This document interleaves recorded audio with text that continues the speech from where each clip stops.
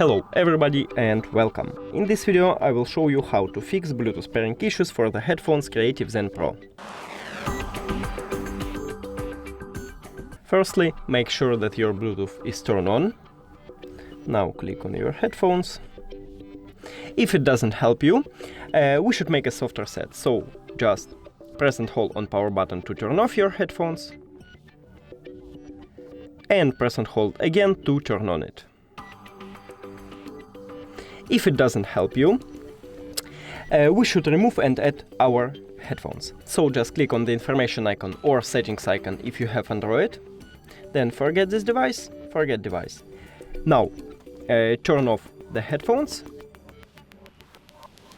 and turn on it again.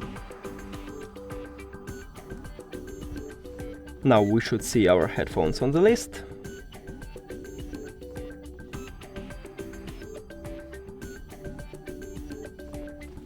Click on it, and we just did it.